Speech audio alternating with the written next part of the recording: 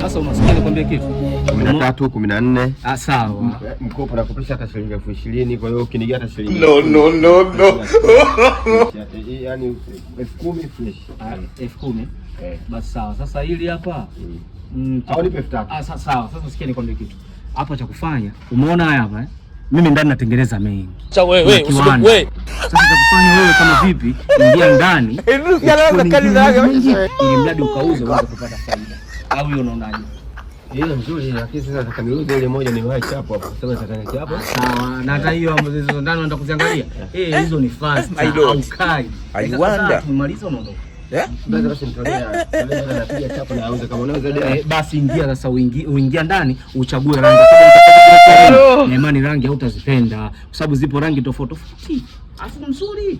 Sasa una simu unaonyesha kwenye simu rangi. Unajua simu mambo ya kidigitali. Simu nimeacha ndani na ndio maana nakwambia twende.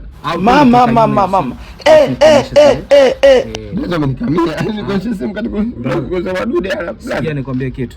Nimezungumza kibinadamu kikawaida na kama vile tuungane.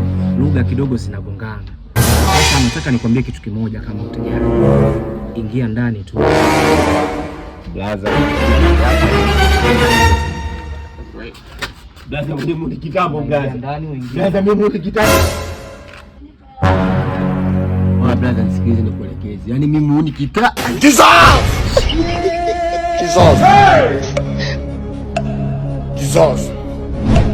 Ingia au ingie. Blaza samee akamuhusu. Waje pa vitu ndio. Nakwambia kama wewe ni mwizi bro. Ndio maana nakwambia ingia ndani utachukua ingia.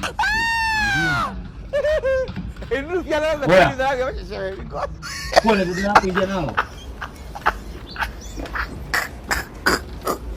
Ingia ndani. Blaza nisamee blaza. Blaza, kama bado blaza angalia. Ndio bobo. Ndugu ni wewe umenzamilia nini wewe? Hii ndo dawa ya wizi. No. Kwa kirenishi basi.